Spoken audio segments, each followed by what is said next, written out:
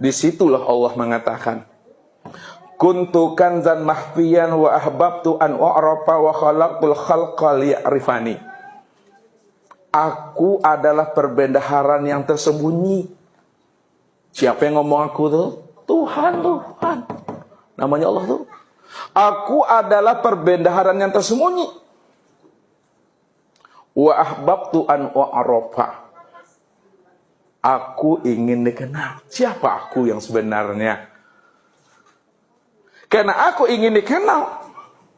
Wa khalaqtul khalqa liya'rifani. Maka aku jadikan sesuatu itu dari diriku.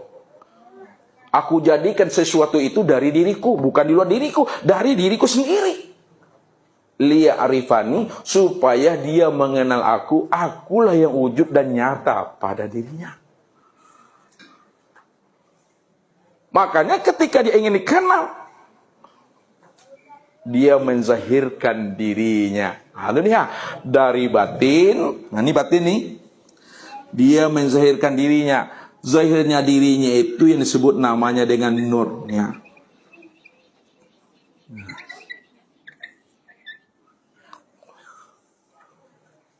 Zahirnya itu yang disebut namanya dengan nur. Karena nur itu asalnya daripada dirinya, dari Tuhan. Maka nur ini yang disebut namanya nur ilahi. Nur Tuhan. Itu tempat memandang di Tuhan. Maka disebutlah namanya itu dengan Nur Muhammad. Rupanya nur ilahi dengan Nur Muhammad itu satu juga orangnya Bapak Ibu. Satu juga orangnya tuh. Istilahnya saja. Ya, yang berbeda, penyebutannya saja yang berbeda. Ketika kapan disebut Nur Ilahi, ketika kapan disebut namanya Nur Muhammad. Padahal Nur Muhammad dan Nur Ilahi itu satu juga orangnya itu. Ketika dia ingin dikenal, maka dia zahirnya berupa nur. Maka nur itulah kenyataan daripada yang batin. Kan itu pasal tadi itu. Nih, lihat sini. Yang batin ingin dikenal, lalu dia zahir. Kalaulah yang batin ingin dikenal lalu dia zahir, maka yang zahir inilah kenyataan yang batin. Ini dia nur tadi. Karena asalnya daripada Tuhan, asalnya daripada dirinya, maka disebutlah nur itu namanya nur ilahi, nur Tuhan.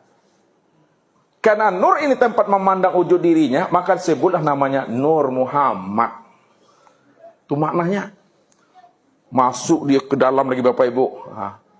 Mau masuk ke dalam itu lagi? Bisa paham tak? Kalau bisa paham, masukkan ke dalam. Kalau tidak, beko pulang masing-masing lah. Lihat. Ustadz tak kasih namanya Nur. Lihat. Nih. Biar sini biar ada perbandingannya Bapak Ibu. Ketika kita memahami ini yang Tuhan tuh, yang tidak bisa disebut tuh, yang nggak bisa dikenal tuh, ya.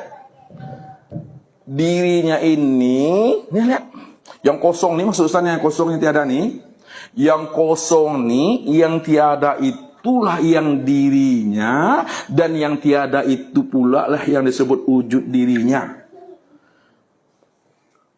Tidak ada bahasa nur di situ tuh. Yang tiada itu yang dirinya, yang tiada itu pula lah wujud dirinya.